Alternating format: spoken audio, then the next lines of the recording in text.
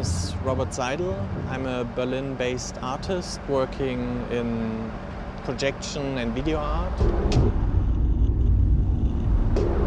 My main interest is the moving image. I started out as an experimental filmmaker, and in kind of the last 10 years I extended my practice into projecting on buildings, on sculpture, doing video installations, working for museums, working for kind of large-scale festivals, creating objects that always interact with light and movement and sound.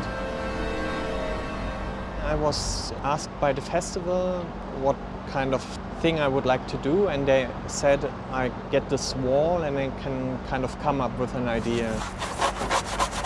I asked if they can find a carpenter that works for a theater, and then we tried to find a material which is kind of easier to handle, and because it's just for 2 days it doesn't have to stay there for eternity. So we kind of choose this foam, and then I sent some sketches and said that they should kind of find the best way to produce the object in an easy way. I take my computer and we set up the projector to kind of fully illuminate the whole thing, and then I start masking out the wall. So in the end the light only hits the sculpture.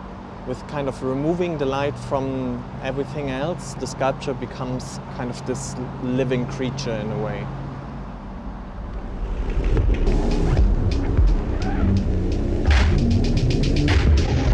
The piece is called Hybris. Everything that happens within the movie is kind of interacting with the outlines and the displacement of the sculpture. So you have object that is purely white and just gets kind of to life at night. So I decided to use different movies from the last 5 years and choose the parts that were most fitting to the festival, to the location, to the weather, to kind of all different factors that can make it work in an environment.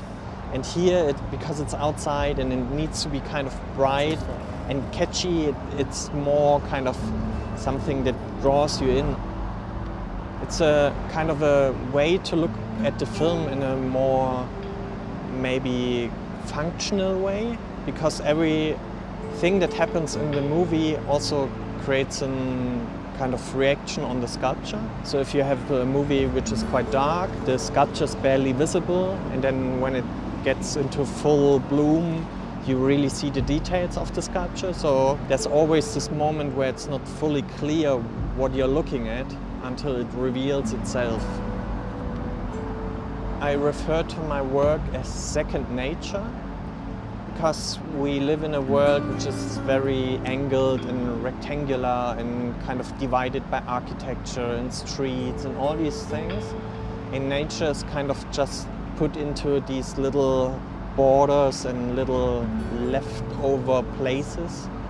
I like to kind of break and wipe away these kind of very strong divisions, and maybe that's also something people can relate to. It could be an interesting way to create something that is not kind of limited to a rectangular screen, like create something that is more kind of open for interpretation. And here the audience wants to be entertained in a way.